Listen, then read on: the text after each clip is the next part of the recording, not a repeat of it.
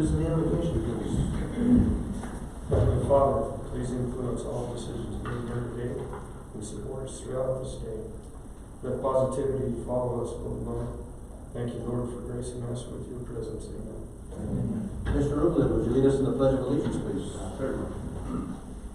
I pledge allegiance to the flag of the United States of America and to the republic for which it stands, one nation, under God, indivisible, with liberty and justice for all.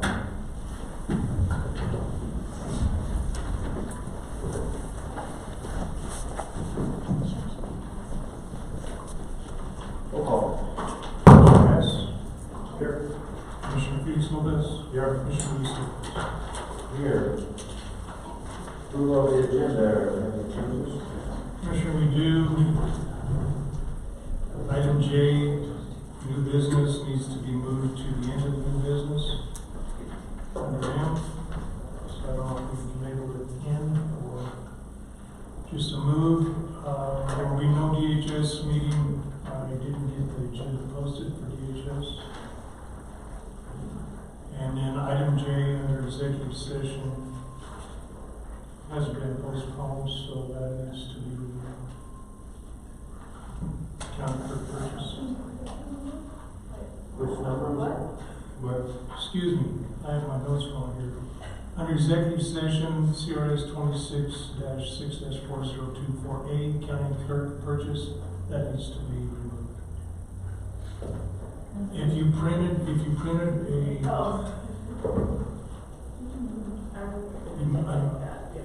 that was taken off the posted agenda, that item was. So if you've got, so we're just going to completely. she's talking to Christie, so. We're just going to completely, no, I'm listening to you. We're going to completely remove for a, so when you, I'm not going to read that. correct. You guys been on vacation for too long. It's a long break. I think with those changes, the agenda should be ready for approval. Air motion. I make a motion to approve the agenda. Second. Commissioner Hess? Yes. Commissioner Felix Lopez? Yes. Commissioner Luis Lopez? Yes, consideration of minutes, December 17th, 2019.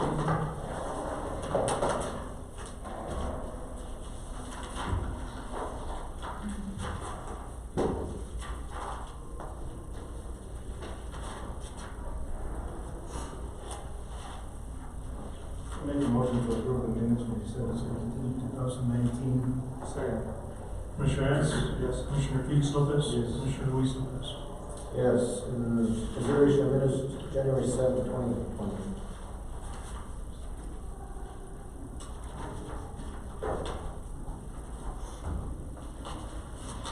Motion to approve the minutes from January 7, 2020. Second motion. Commissioner Felix Lopez? Yes. Commissioner Hess? Yes. Commissioner Luis Lopez? Yes, reading the correspondence commissioner committee reports. I'd like to go first. Well, many of us attended many meetings, and 6 of these, I believe, were split up. So I'll report on the 2 that I was able to take notes on. The county health pool met on the 16th of January, and the meeting was an update on claims processing, accuracy, and timely response. And as for the year of 2019, the average response time to those claims processing was 1.9 days. So that's a pretty quick turnaround. On the 17th, Representative Holtorf met us at the Pioneer Room, and I'm going to let Felix report on most of it, but I wanted to let you all know that Luis Lopez did announce that, Felix Lopez did announce that at that meeting great. We had an opportunity, as you all know, the passing of Representative Kim Lewis created a vacancy. So we have an opportunity to hear from Representative Holtorf on some of the initiatives that are taking place. Already on the first week that he spent in Denver, He has already drafted 5 titles for bills that are going to be impacting, in a sense, our communities, because he serves 9 counties. The 9 counties, one of the commitments that he gave to all the constituents, which is pretty tough to do, is that communication will be in place, and that he's going to make his utmost effort to travel throughout and keep us all informed. So from that perspective, it was well attended, and we had a great opportunity to ask a lot of questions, individual questions. What are you going to do for Trinidad? Can you tell us? And so on. So his agenda is open, and we're hopeful that as he finishes, not only the last year that Representative Lewis had, he already made an announcement that he's going to be seeking re-election in 2020. So jumping into for a year and running a campaign and doing all the other stuff. So we had an opportunity to look him up, and a lot of updates, really great. I also had an opportunity to make an announcement. I'm going to be seeking re-election for the 2020 as well. So from that perspective, I look forward to representing and serving the citizens of San Luis County. So we had an opportunity, Mr. Dorenkamp and I attended a meeting at the shopping bag for the Southern Mountain Loop, the Planning Environmental Linkage Study, the BEL study, which consists of 82 miles of bike trails that are going to be going from La Vida to Trinidad. A great outdoor opportunity. We had that particular meeting, the stakeholders and the consultant exchanged a lot of information on those 82 miles of proposed highway. There was an individual in there, a landowner, that said that there are more than 3,000 historical sites that are along that trail. Therefore, he recommended that the State Historical Program Officer, Schipel, would have to be involved as they're going through the planning perspective. There was, quite frankly, a little bit of a pushback on that. A lot of the landowners were basically saying the cost of the project, we don't know what that's going to be.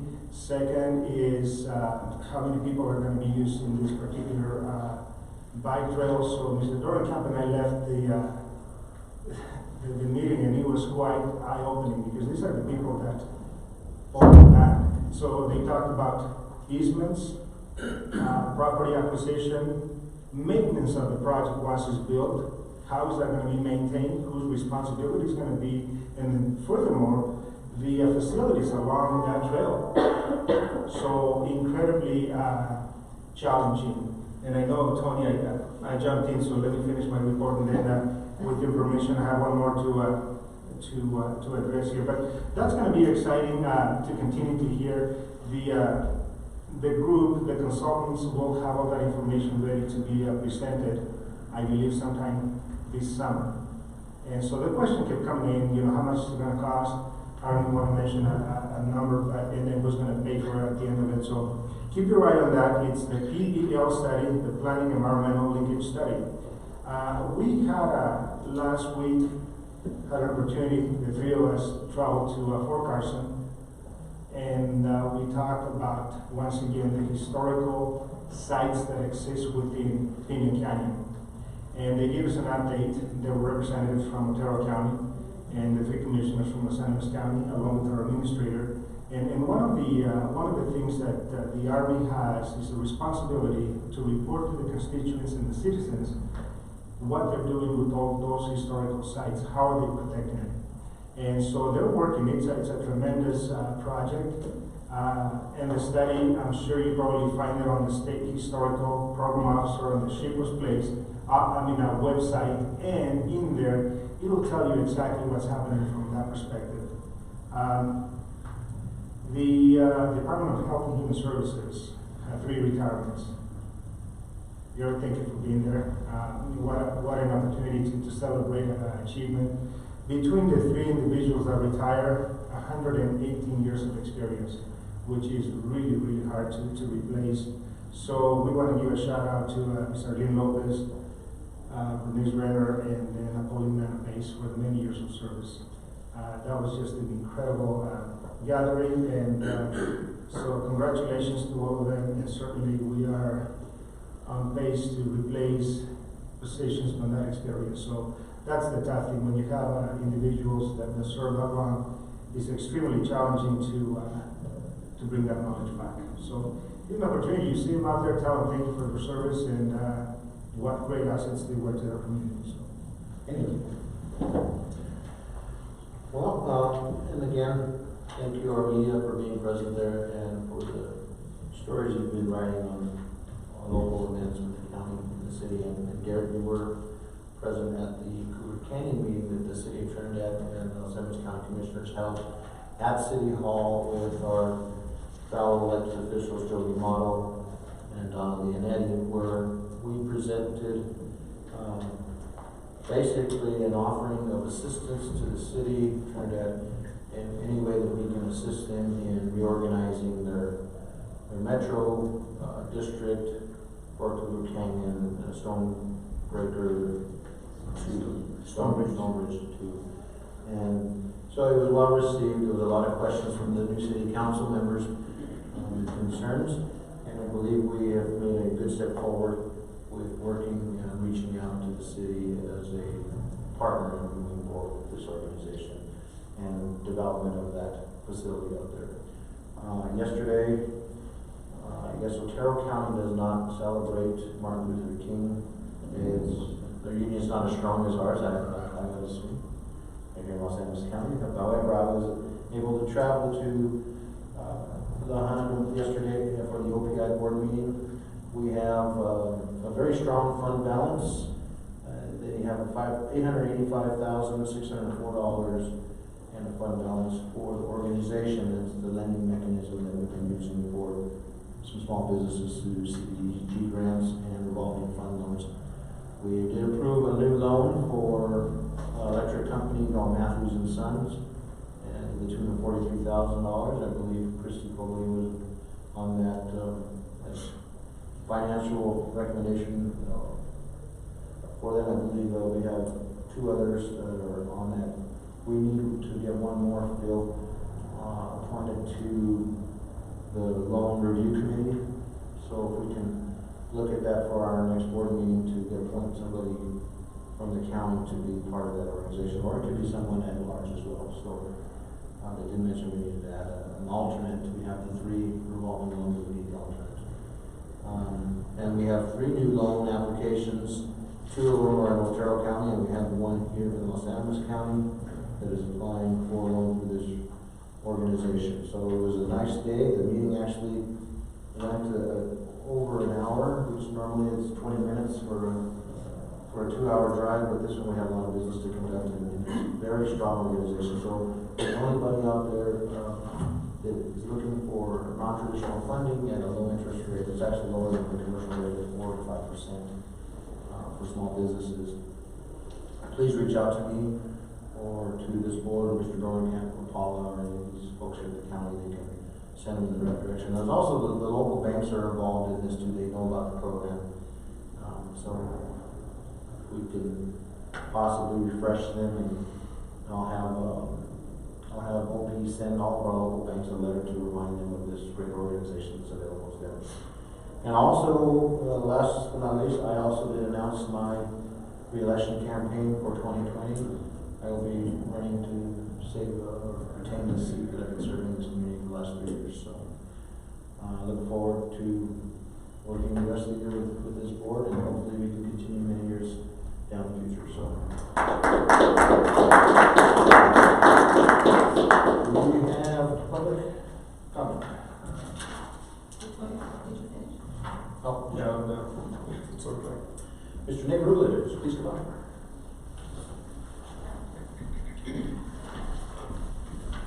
And I spoke with Mr. Ruler a few nights ago, and I see the letter to the editor regarding this situation that is we're facing here in Los Angeles County, and I invited him to come here and share his thoughts for this great organization that he's representing today. So thank you for being with us.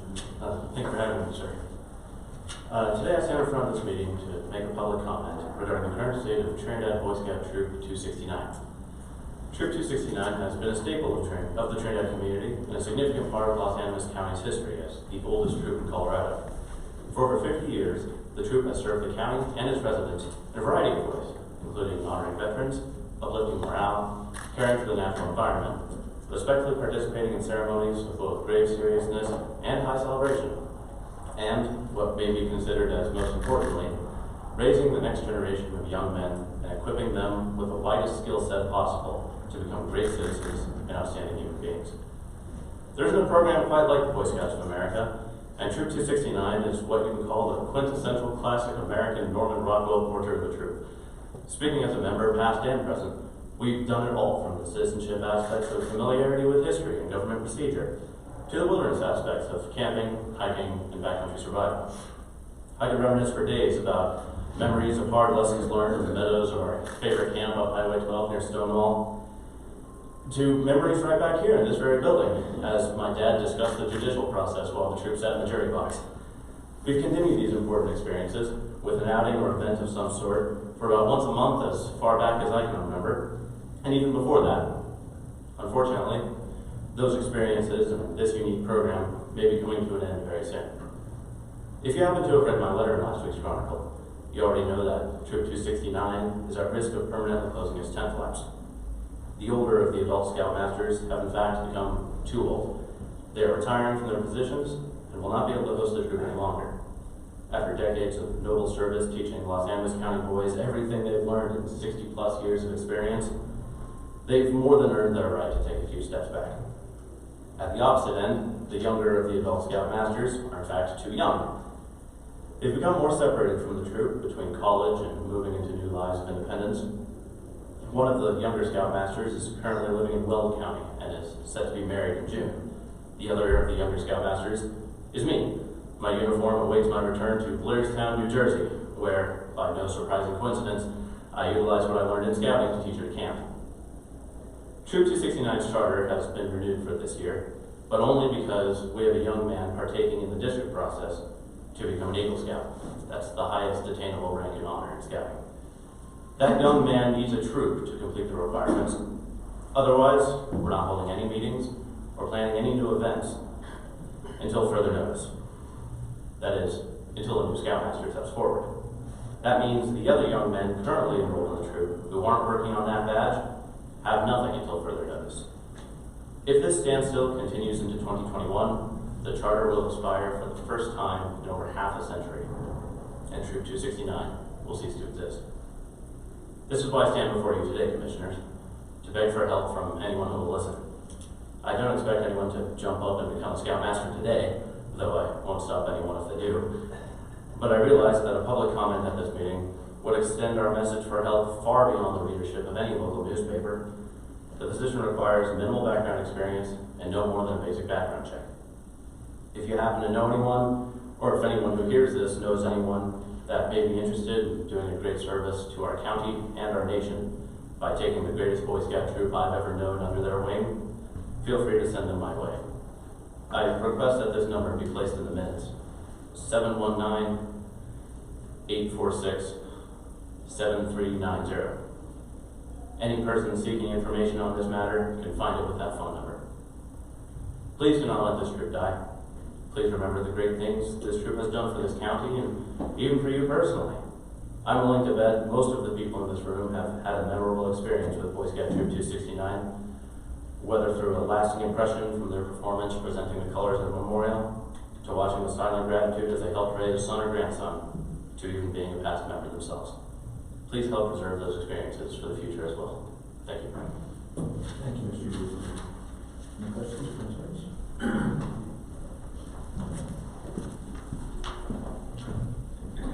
Mr. Ty Winters.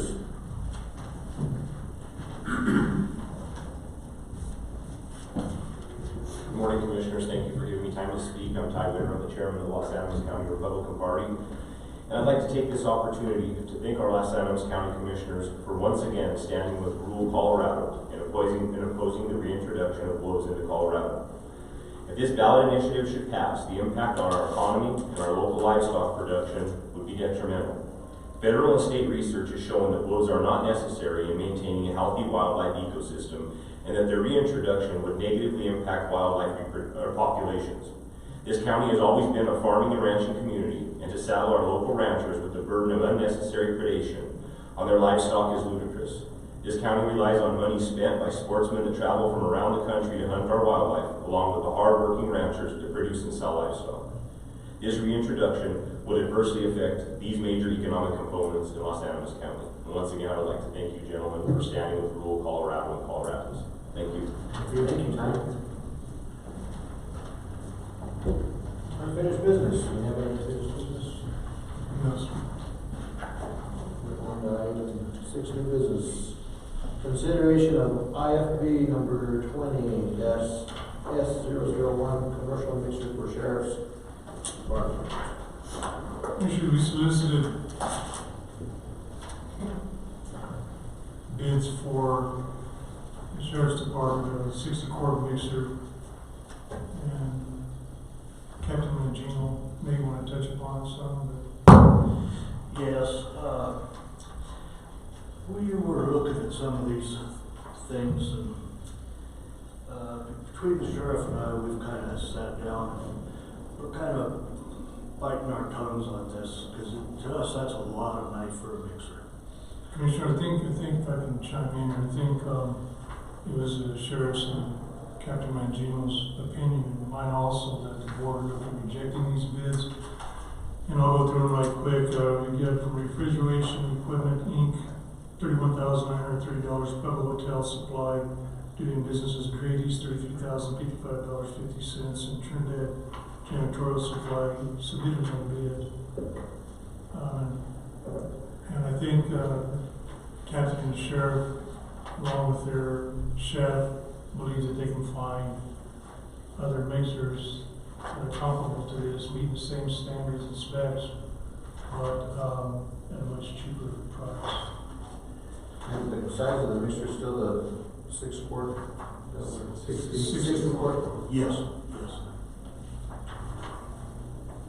Just for discussion or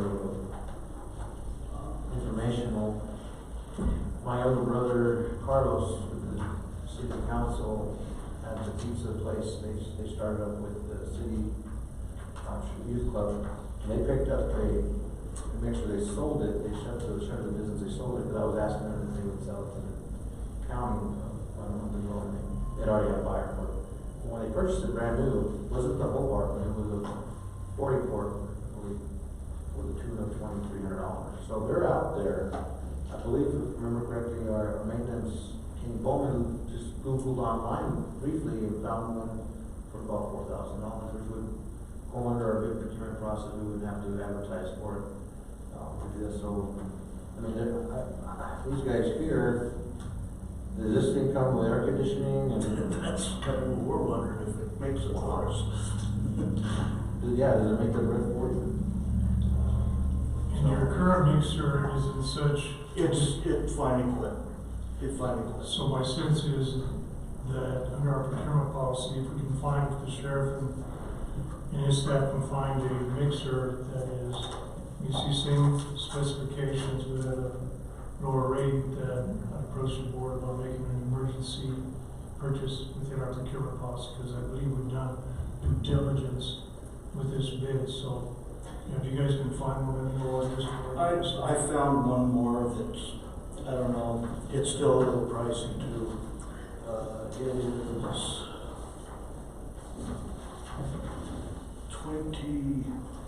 23,000 is what it was. But it's also made for correctional facilities, which in our situation we wouldn't need, because we do not allow our inmates in our kitchen. So that would knock off $2,100, but that's still putting us at around a $21,000 mixer. I would like to ask the commissioners if we could have a little more time for us to research this, see if we can find something that's either rebuilt, refurbished, or something along those lines that would be more cost efficient for us. And unfortunately, when I was there today, they finally shut down for good. I was bringing in some food for the demise bread when they died. It's still gonna be a lot cheaper to go ahead and order bread. Yes. And sandwich bread and stuff you need until that happens. Yes. Maybe we can, you guys can reach out to the local bread supplier and see if they could give us a better rate since you're gonna be ordering more product at this time. Maybe, Yeah. and anything you can do to help to lower the cost of it. But, yeah, that's just outrageous. Any questions, Richard?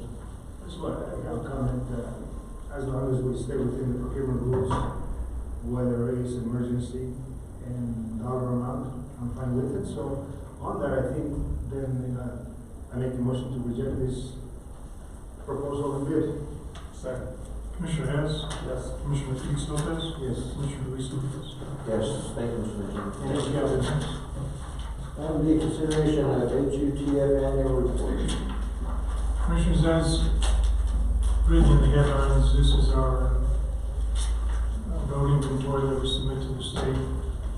Los Angeles County road inventory we submit to the state every year for the number of miles of road we have and the types of surface changes that we have and haven't had within the road bridge department. And it is important because it's what our highway user trust fund monies that help fund the road and bridge department are based upon, along with bridge deck surface and other qualifiers. So I'd ask the board to approve the submittal to the state. Motion to approve the HUTF annual report submittal. Second. Commissioner Felix Lopez? Yes. Commissioner Hess? Yes. Commissioner Luis Lopez? Yes, and if you'd like, we can have this for the media, so you can see how many miles, or so they can show the public how many miles this county actually maintains. When they ask what we do with their funding, you'll show there was 1,552 miles of roadways that we Yeah. maintain. So And I'll chime in here. That's half the mileage, because if you actually do lane miles up and back, it's 1,500 times 2. So we're over 3,000 lane miles in what we maintain. Item C, discussion with the Adams County Pino Canyon Advisory Committee members. Commissioners, I did as the board had asked. I researched to see if there were any kind of bylaws, et cetera, governing who is to be appointed or who can be or can't be appointed to this advisory committee. And I received an email from Jen Colise with the U.S. Army out of Fort Carson, and she wrote, "There are no bylaws, policies, procedures, etc. that govern the appointment of members to the Fort Carson Mitigation Project Advisory Committee. It is up to the consulting party who the representative on the committee is." Thank you. So if the board would like to change who represents Los Angeles County, I think it's in your purview to do such. Now, I also reached out to Ms. Paula Lozano, who has been the member for quite a number of years. And I asked her the history of it, and she said the reason why she was appointed to the board is because none of the commissioners were attending meetings. Since this board has convened in the past year and a half, we started attending, and now with Tom and Felix on board, this board has been attending, if not all the meetings, if not the phone or in person. So she felt there's not a need for her to be the representative unless we wanted her to stay on there, because she had not been attending the meetings.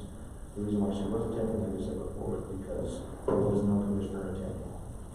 So we have a choice. We can either continue what we're doing, we can leave her as the appointee, or we can just nullify it. I believe since there's no bylaws and we just continue attending, unless it differs from what the email says from Congress. But I mean, it's just, I guess here's the way that we're looking at it. You might know anything that was into the opposition for not being rate, but at the time, if that's the reason why, or if not, but Ms. Ozalo said she's not going to it anymore because we're attending. So there's not really something after the appointment if we are, and if that comes to cease and stop, the commissioners are not attending these meetings again. I think that it could be addressed at that time. Any thoughts, Counselor? No, there's no legal consequences to any of it. I mean, it's absolutely your choice if you want to proceed with it. If you'd like to take action and, make a motion that you do not appoint anyone to this position, that doesn't mean you can in the future. And I'd like to add, that I'm very happy that this board is convening and going up and meeting with Pino Canyon and Fort Carson regarding these issues out there for, like the reports that you guys just gave there, Commissioner reports. We've got more information, in the past year and a half than we had, my first 3 years here, so I think it's a team effort, and now that we're doing our homework to convene and work with our neighbors out to the east. Yeah, and if I can add, I believe it's pertinent that we attend those meetings to get the first-hand information. So I'll entertain any motion or? I think I'd like to, since we've attended, 2 or 3 meetings already, I mean, anytime they call us, we've been there, so I'd like to make a motion that the county commissioners will be the ones attending the meetings.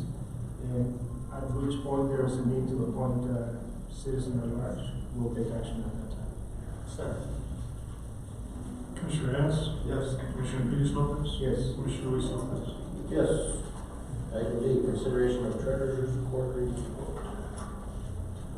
Ms. Leonette, Yes. your turn.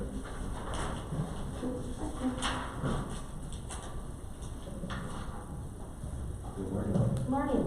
Morning. Donna Leonetti, County Treasurer, Public Trustee.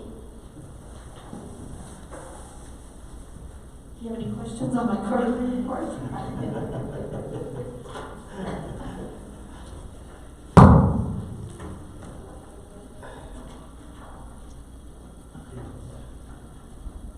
it's pretty much self-explanatory. Thank you. And it's Your motion to approve our treasurer's quarterly report.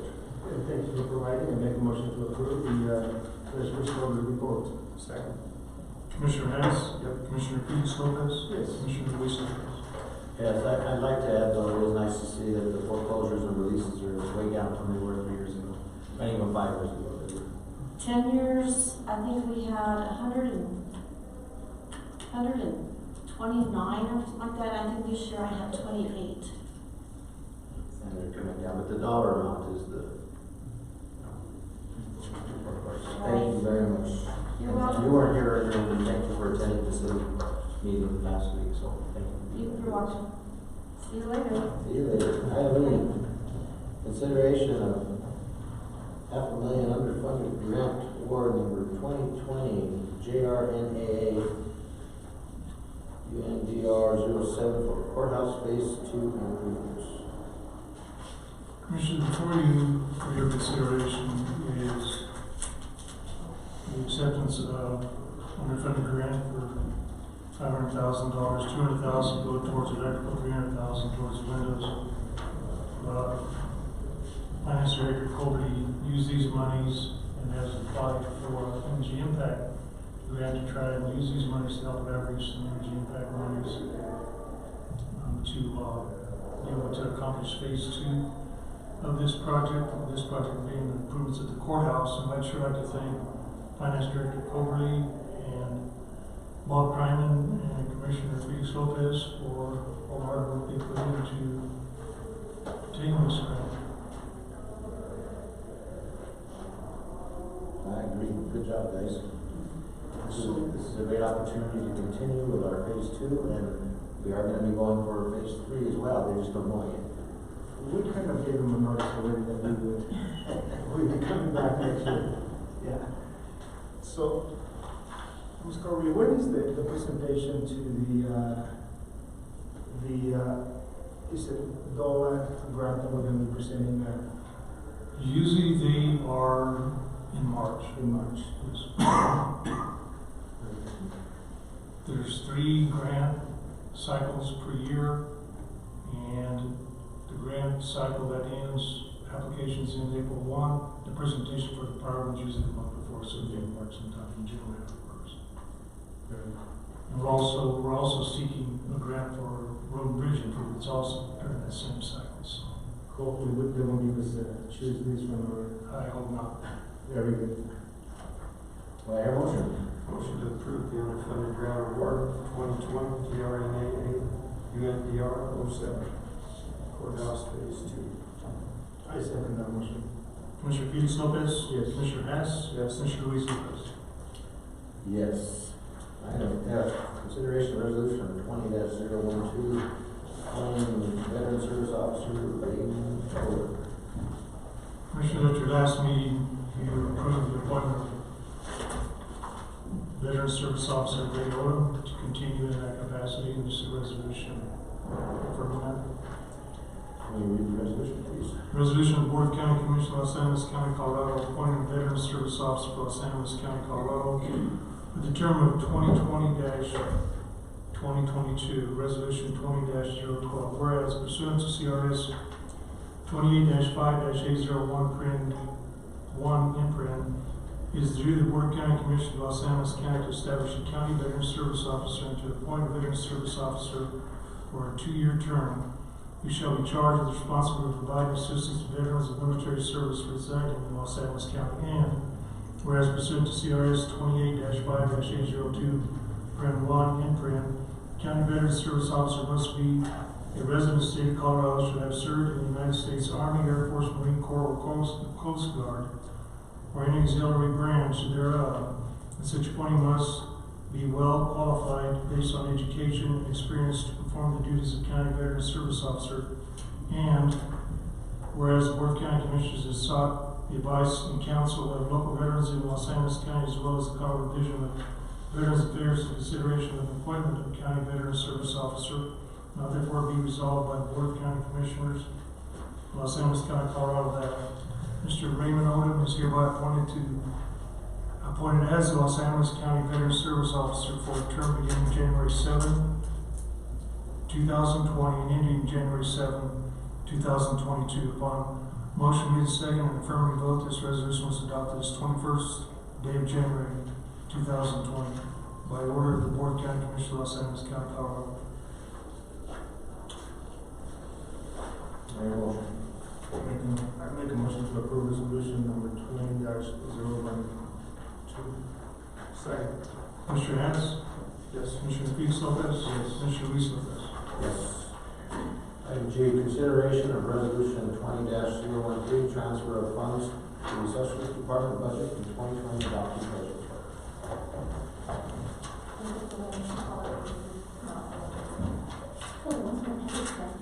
Oh, the one in the book is correct. Yeah, Did you all get your book? Yes. Yeah, the one in the book is correct, not the one in the packet. The green book? Yeah, the green book. Or it wasn't, it's the one I just gave you guys. Okay. I read the resolution, please.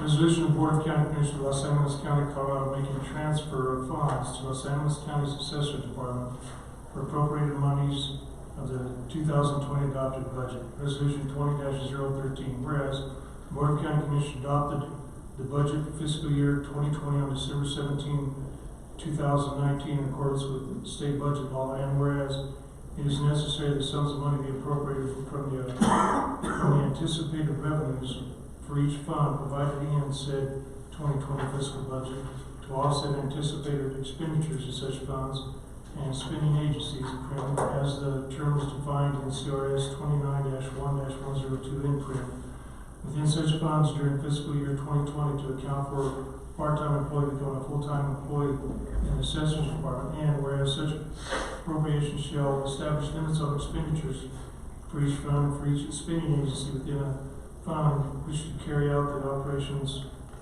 of Los Angeles County fiscal year 2020. Now therefore be resolved by the Board of County Commissioners of Los Angeles County, Colorado, that 1, the Board of County Commissioners shall transfer the amount of $9,247 from County General Fund to Los Angeles County Assessor's Department to account for a part-time employee becoming a full-time employee. On this motion made second and affirmative vote, this resolution was adopted this 21st day of January 2020 by order of the Board of County Commissioners of Los Angeles County, Colorado.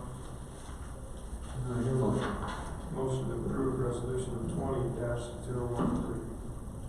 Second. Commissioner Felix Lopez, Yes. Commissioner Hess, Yes. Commissioner Wilson. Yes. Item H, consideration of hazard mitigation plan grant. Ms. Chavez.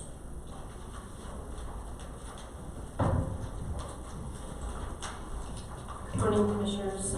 Kim Chavez, Emergency Manager. Commissioners, I am applying for a hazard mitigation plan grant to update our current hazard mitigation plan, which expires in 2022. State DHSE folks encouraged me to apply this year. We wouldn't start the grant work until 2021, and then again we expire in 2022. But it's a long, drawn-out process. We have other entities and stakeholders involved, Stonewall Fire, the town of Cokedale, City of Trinidad. I'm still waiting on responses from all these, but these entities were involved when we did our hazard mitigation plan the very first time. And so the grant would be for $51,000. It's a federal, state, and local. Our local cash match would be approximately $4,750, $8,000 of that, plus an additional $8,000 in kind. And we'd request the rest of the entities contribute in-kind services as well.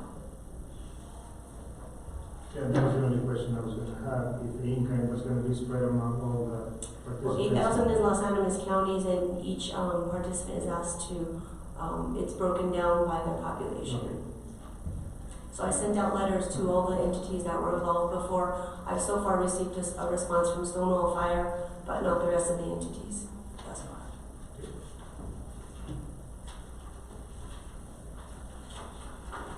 Very well. Any other questions or concerns? I was hoping to get the cash match out of the public safety tax amount when we go for it in 2020. Well, we have to get the approval from everyone before we can move forward, correct? From the other entities? No, not to move forward with the grant. This is just requesting the grant monies. Motion to approve the hazard mitigation plan grant. Copy the question for our public safety funding. Any motion to have a second? Yeah, consideration, we can second that motion. Commissioner Felix Lopez, Yes. Commissioner Hess, Yes. Commissioner Felix Lopez. Good. Yes, and good job going after. Thanks. And the answer to your question, if the other entities don't want to participate, they just won't be listed in the hazard mitigation grant. They'd just be underneath the county's umbrella. Okay. That's how the other fire stations that weren't involved in the actual signing of the letter of intent, they just followed the county umbrella. So they'll still be covered. Commissioners, as I comment, I'd like to thank Emergency Manager Kim Chavez. This is one of those positions that's, as they say, under the radar until it becomes above the radar. And she attends meetings all over the state, including the district that she represents us in. So she does a real good job of trying to keep up with all the state and federal mandates. And I'd like to thank her for her efforts.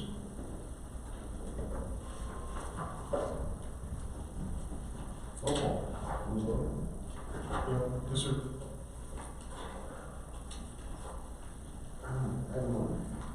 Consideration of OBCC 6944 for $116 to county administrator. The clerk and recorders are in conference in Springs. So, I don't think they have enough staff to come to the meeting to explain it, but just from looking at it, it looks like it's, Is that what I told you? so it looks like it was a motor vehicle that was sold in another state. So when they did that, they charged them our county sales tax, and so they have to refund that back to them. That's what it looks like. I can't tell you the whole detail, but just from the documentation it looks like they gave, they're refunding them back the 1.5 of our county sales tax that was charged to them. So it was sold in Florida. So that's what it looks like to me, but I can't tell you that because I wasn't a part of it.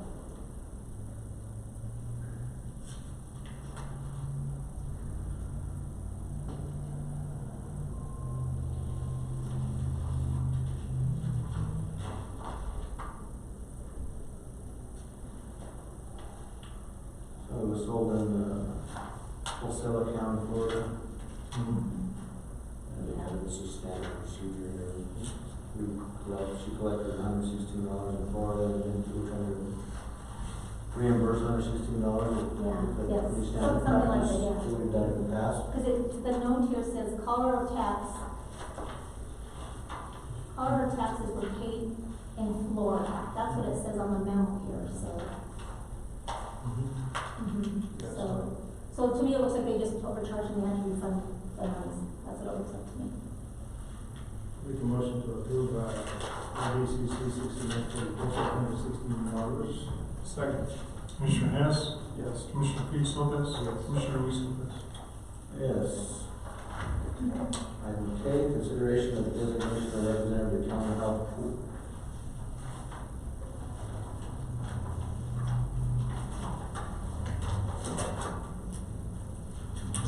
I believe Commissioner Hass has been our representative for the past year. And we've been doing I'm not sure what sorry, Kim Chavez HR now.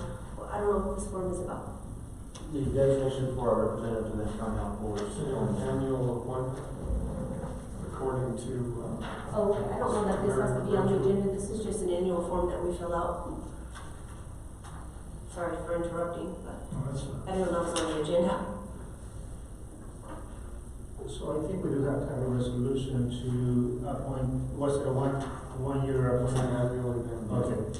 So, For Los Angeles County, we fill it out, but your term is set by that board. right, But this is just something so that they know who to send the billing to, and that Tony sits in on the meetings. Did we do it for his 4-year term last year, on the resolution? Well, we fill this out annually. I didn't know this came through ours, so I didn't have it filled out already. Okay, well, that would be some homework on it to see what we need to. That's what we need to just fill it out, and you can do it as on your agenda, but on the second piece, the correspondent would be myself, and then Christie's the alternate, because that's where the bills would come to me. And then Tony, And actually, I didn't even get the correspondence to him. Okay, So I'm not sure why they didn't have us all in the. usually they just email this, so I don't know, maybe they have changed processes, state paper. well, Commissioner Haas, since you've been attending all the meetings, I think if there's an opportunity to make a motion here for you to remain on that board, I'd like, if you're okay with it. Kim, so just give me that back. I'll keep it. Oh, I'm sorry, I can get your copy or I can forward. Second. I just need to fill it out, so. Commissioner Luis Lopez, Yes. Commissioner Felix Lopez. Yes. Commissioner Hess. yes. Thank you. Item 5, consideration of security doors at Garcia Justice Center. Mr. Mujina. Yes, this has been a long process. We have tried to get bids from other welders in the community, and unfortunately, we were only able to get the one from FH&W Welding, which you guys sure have on your stuff there. This is to secure our attic area, to keep people from being able to get up there and get into evidence rooms and stuff like that. It's been a 2-year process, 2 to 3-year process trying to get this done. But that is the best bid and the only bid that we were able to run across. And how many doors are they gonna be? Just the 2 doors, right? Just the 2. And is that gonna include the locking mechanisms as well? Yes, Like the hardware? yes, And then this would be coming out of the capital improvement fund, right? correct. Finance director, probably, do we have the funding in there to cover this? 3,600, is that what it was? Yes. 639. Yeah, well, this has been a long time coming, so we had this issue in front of this board a few times, but again, no one did it on us. Right. So, how soon do you think they can get this accomplished? Talking with them, they said as soon as we could get it approved, that they would go ahead and get the materials and start working on it. They got 24 hours. Very much. Motion to approve the security doors at Garcia Justice Center. I second that motion. Commissioner Felix Lopez? Yes. Commissioner Hess? Yes. Commissioner Luis Lopez? Yes, and thank God that this has been a worry for all of us for a long time, having been vulnerable to what happened before, so thank you, Mr. Manager. Yes. Item N, consideration of extending live scan fingerprint machine. Okay, this one here is,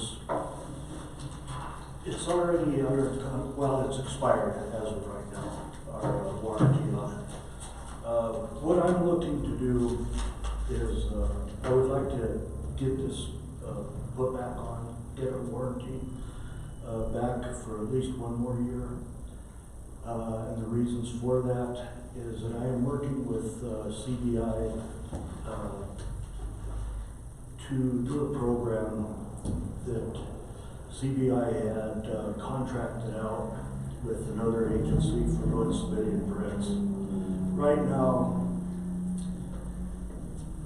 we get phone calls constantly for fingerprints, and this company that's doing it, it's just not working for them. You know, the citizens are getting left behind, if you will.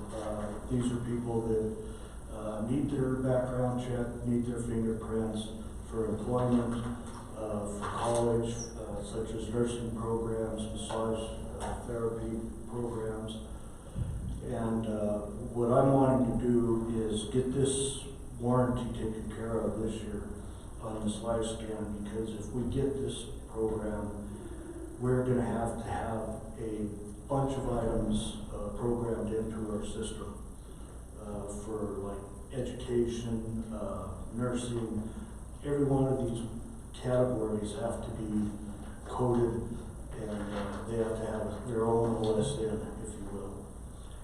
And with the company that we bought this fingerprint machine from a couple of years ago, we contacted them and he says, yes, that is doable, but it's a process of doing.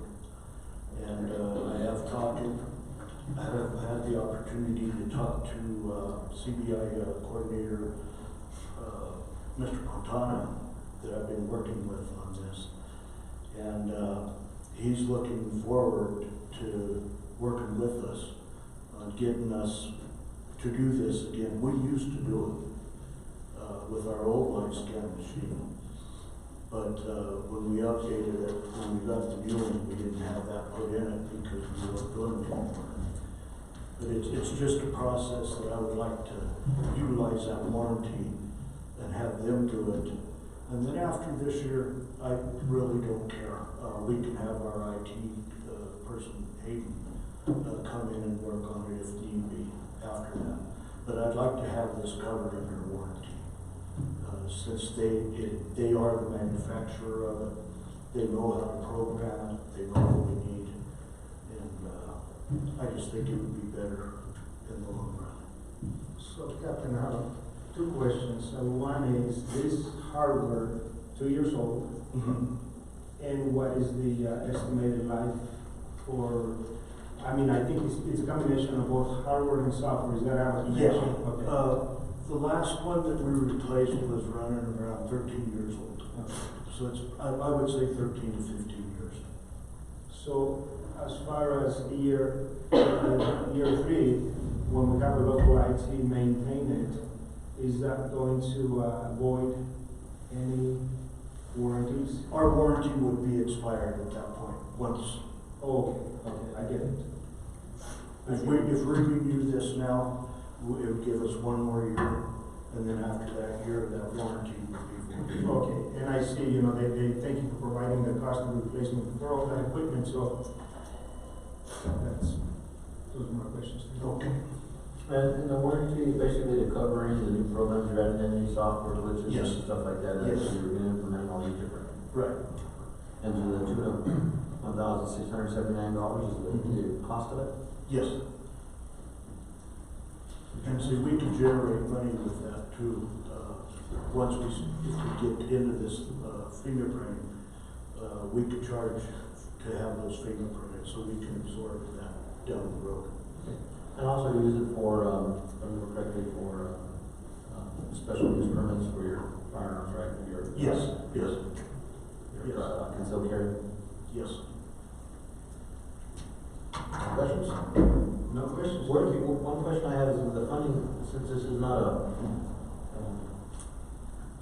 attached to the building, where is it, what's part of the budget's coming out of?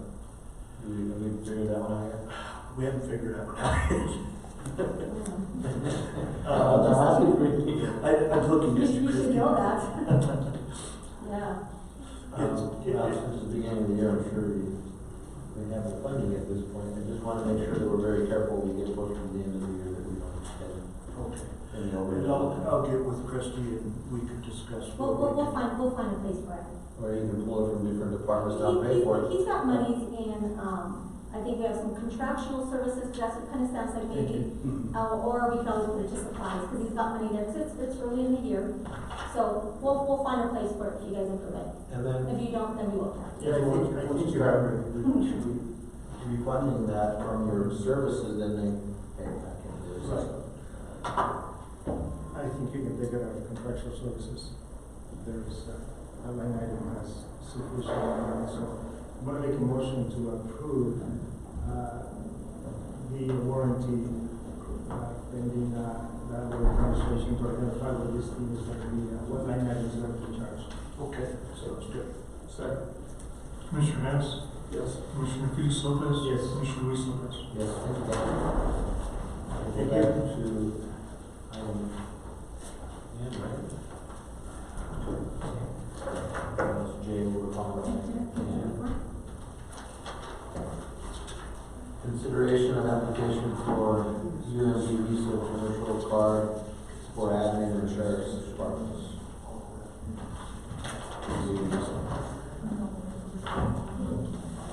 Commissioners, our credit cards that we've been using in the past are no longer usable. And in front of you is an application that would ask the board to consider to get different credit cards. It looks like Attorney Nelson wants to. I just want to make note, the agenda item is to consider it for admin and the sheriff's department. The only completed application you have before you right now is admin. You don't, this is for the sheriff. I'll tell you this, I've reviewed the completed application for the admin. I'll look at sheriff's department now. Admin, I have no concerns. I believe it's completed appropriately. There's a section that'll need to be filled out that's separate from this application. If you approve this application, then we'll have to discuss the resolution that has to be completed. If you want to discuss this application, we'll have the sheriff's. Council, I have a question on the, one of the things that I believe when I look at this information is that the individual employees, basically, although it's gonna be a county-issued credit card, the individual employees will be, in a sense, listed on and responsible for any late fees and or back payments. Am I overstating or overreading on that? The individual employees that are listed in here will have credit cards in their name, that they will be able to use that credit card. And is that gonna be issued under the San Luis County? So for admin, it'd be under Los Angeles County, so the employees themselves should not be, liable for that. They'll just have the card so that they can use if they're authorized to make those purchases. They're issued their own card. Whoever's on the approval list in the application. Which Rick is the concern that I've got with here. We don't have, the financial references. There's nothing in there, the bank's not listed. And then it just says Los Angeles County Sheriff 1, 2, and 3. I don't know that they'll accept that, because they want to issue the card to an actual person. Okay, and Derek was, I'm sorry, or Sheriff Navarrete was concerned with the fact that it had asked for his name, his social security, and he did not want to be liable for it. And unfortunately, he wasn't able to make it today, but he asked me to ask that question. So basically the same question that Commissioner Lopez Yes. was asking, and they just want the last 4 of the social on there for whatever employee would actually have the card name.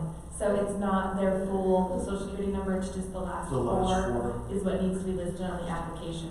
So I am gonna recommend approval of the admin application, but not this one. Okay. But we also have to come back for DHS's application. So if this is something that needs to be done before our next meeting, if Derek wants to call me about it, we can see if we can set it up for a special meeting to address the. That'll work. That'll work. Do you want this back? Yes. Now does the last four of the social security have to be on every one of these? Yes, so we have 2 employees that we don't have those on right now, that will have to be added to the application before it's officially submitted. And on this application, the acceptance agreement, is gonna have to be signed by Louise as the chair. The sheriffs will be signed by Derek as the elected official of that office, DHS's, which we won't consider today, but they'll be signed by, their acting director, which is Bob. The, section in here that talks about, it's called a resolution, organization resolution, is their form, which I don't have any concerns with. That will need to be signed, we can use just one, because it's gonna be signed by the same people for all 3 applications. We're gonna have 3 applications for the entities, but 1 resolution. It'll be signed by Donna, because they require that it be signed for a government agency by the treasurer, and then by the chairperson. So it'll be signed by Donna and Louise. And that's not completed or filled out in this application, or in the packet, that's okay, I talked to Paula about that, I just looked at the application, so considering and approving this application, you'll, approve the resolution with those, signatures on it. So how permanent is we accomplish admin today? I can let you know that Kenny, the repairs that have been, he's at a standstill because we don't have a credit card to use. And so I told him I could cut some emergency checks, but he's got to have the people that he's working with allow that, so. Very well, so we can separate that until the sheriff's is complete. You can make a motion to, regarding admin and table sheriff, and then DHS is before you anyway, so, yeah, you can separate it out. So since you already made that motion, I second that. Exactly the way you stated it.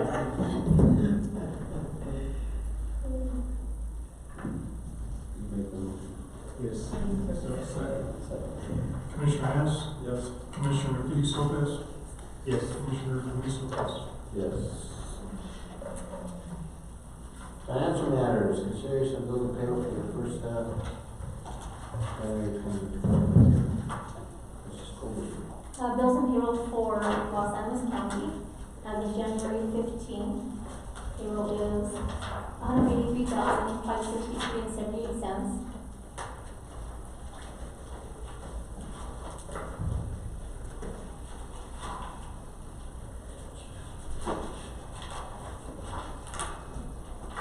Bills paid on January 8th, $455,135.72. So we paid CCI dues for 2020 for $13,500. We paid CAP, that's our property, annual dues for $203,000. Workman's comp for annually for 2020, $191,000. So that's why, and then we paid airport insurance. And this was our second installment, the kids are in 3 installments of $6,155. So that's why bills for that period was high.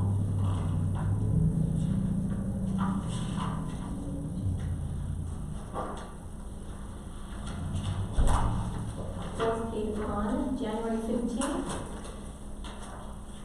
$164,801.08.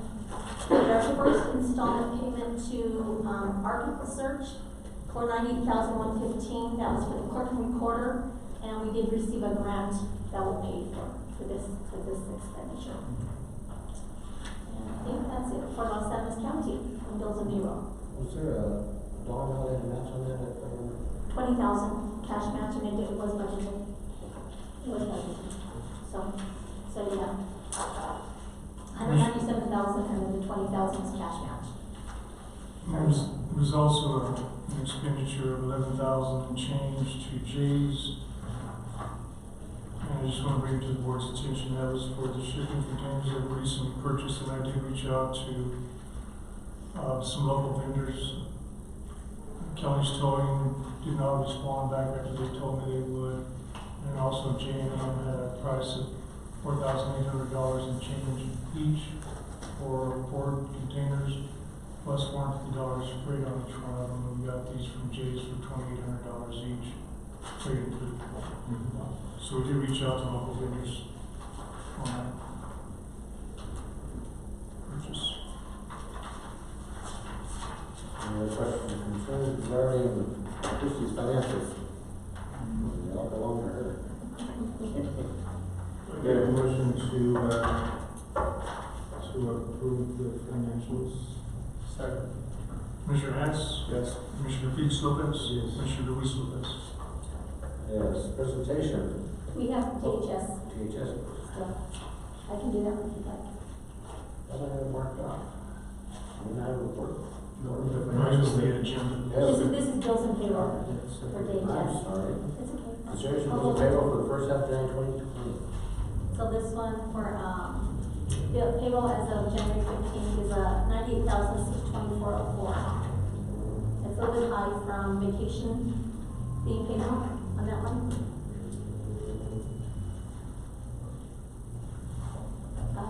Let's see, checks paid on January 8th was $19,364.43. You'll see that you have one in there that's, going to be voided for $1,000 there. And then the next round was paid on January 15th for $18,193.53. And you'll see there was 2 of them voided, so it's actually $17,076.09 on that round of checks.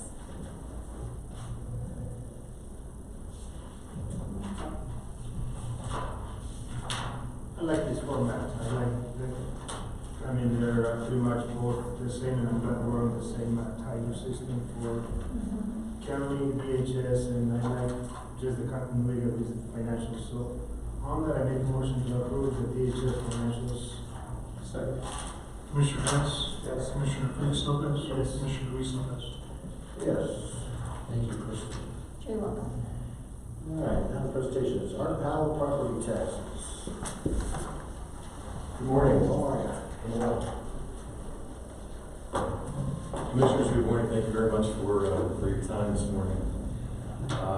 After sitting here this morning, I'm not sure that this is the right setting because this appears to be, official business that is being conducted for the county. And what I was looking to try and see if we could have a discussion about was how to try and resolve some of the issues that have been surrounding the Cougar Canyon development for a number of years. My name is Art Powell. I am the manager of one of the entities that owns a significant amount of property at Cougar Canyon, as well as we've made a pretty sizable loan to the original developers, which I can tell you was not repaid. We have a substantial investment in Cougar Canyon going back a number of years. But what I really was trying to see if we could talk about was, a strategy that could be done, which would bring property owners together, along with the city and the county, to see if there was a way in which to try to restructure some of the underlying parts of Cougar Canyon, which clearly have failed. And I began that process a number of years ago with the city, and that was when Gabe England was the city manager. I thought we were making some pretty good progress. Things obviously move a little bit slow when you're trying to get some of these things done. Gabe tells me that, or he told me then, he was able to get some things done at the city level in terms of dissolving one of the 2 metro districts that were out there. And we wanted to take a look at, a strategy that would deal with the metro districts, deal with the abatement of taxes, deal with the bonding issue that was out at the property as well. So I was looking more of a working session in which they had discussions back and forth with what could and could not be done, rather than attempt to try and make a formal presentation to you here this morning, because I don't have one.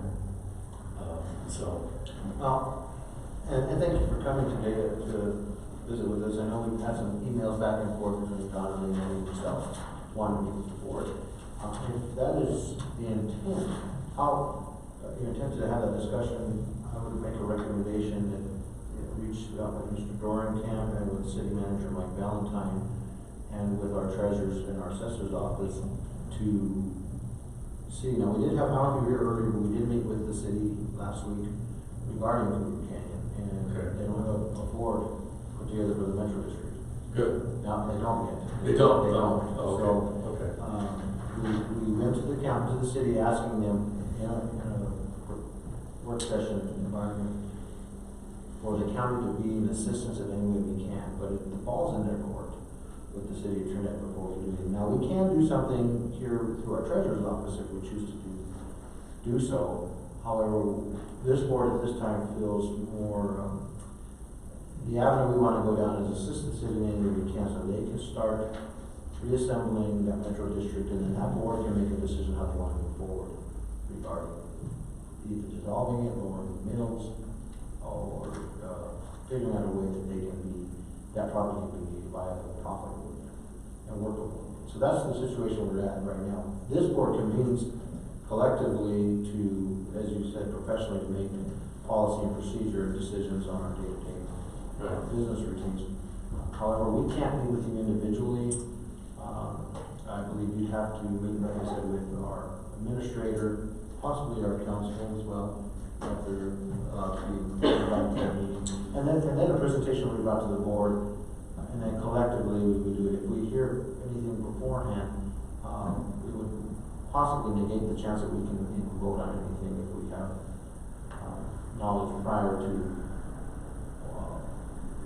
the initial intent of what you're asking the board to do. So again, we're kind of in the situation of the hands of the city at this point, but we are here to help in any way we can facilitate with our other elected officials through our assessor and our treasurer's office to move forward to again.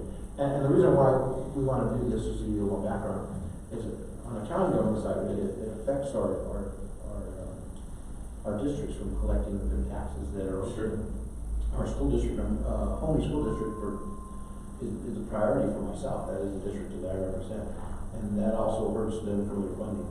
And also our ambulance districts and our fire districts don't receive the funding. It shows for assessor's office, it assess valuations and it assess taxes because there's nothing to collect on. So that's kind of our motivation here to help get that moved along. So I don't know if you guys have anything to add to that. That's kind of how I think we see us moving forward with it. And Mr. Dorenkamp is our administrator, and I believe that might be the proper channel to move forward with your thoughts and viewing to see what can be resolved out there. Well, I think we, as I said, we started with Gabe England, and I think he left probably 2017, the latter part of 2016, and so we were working forward, with a strategy at that particular point in time, which also would have included some rezoning of the property in order to try and get it in a position where you actually would be able to attract some builder developers, who would be able to build homes, that would be affordable. And when I talked with Gabe, we basically agreed it was a pretty good strategy, but the city needed to take the lead, and that's what was happening. We were there to be support and do anything that we could do, as property owners and as experienced developers. So we got involved with the project, early on, and we have the scars on our backs as well as I'm sure many of you and those in the town. It's unfortunate that it's at the state it's in right now, but it's perfect timing for you to come forward and start this dialogue with both the county and the city. I also sit on a number of other boards, including the Trinidad Urban Renewal Authority, and that is one of our biggest liabilities we have in the community is lack of affordable housing. And the infrastructure is there. All we need is someone to get the ball going and moving in that right direction. Now we have some contractors here that are willing to build the lower affordable homes instead of the $400,000 to $500,000. They're willing to start working on those projects. They just need and Cougar Canyon is a perfect place to start doing that once all this legal maneuvering is complete. So it also is affecting our community on some other industries that want to move here, and again, the lack of affordable housing is not available to them. So I think it's perfect timing that everybody starts talking and communicating, and we thank you for being here today and discussing that with us, so. I think one of the comments I want to make is the step that you took with, by the way, welcome to Paul, and the step that you took with Dave Newland. Yes, sir. I believe that's the step that we're at right now. So if going from then to now, that is kind of the dialogue that we had with him last week. And certainly, seating the board is going to be imperative to take the step to begin looking into. In fact, our assessor and our treasurer board, as they have first-hand knowledge, we are researching through Department of Regulatory Agencies, through DORA here in the state, what are some of the mechanisms and steps that other method districts have taken in the dissolution of, in dissolving this type of entity. Right. Now, at this point in time, I think, having said all that, we are back at the step that you mentioned back then. I believe that's kind of the best summation that I can give you of where we're at, unless, I look at my other counterparts and I see them nodding that. Yes. That's where we're at. So as far as having a work session, I think it's totally acceptable. I think before we get there though, we want to have a couple of the steps that we spoke about with city council and county. So let us kind of continue the dialogue, communication, moving onward. But again, the city has that ball, they just have to be able to know exactly where we go with that. And tonight they meet at 6 o'clock. Tonight, Oh, we at had 6 6 o'clock. o'clock. Might be able to do the same thing here. I wish I could be here tonight, but I can't, unfortunately.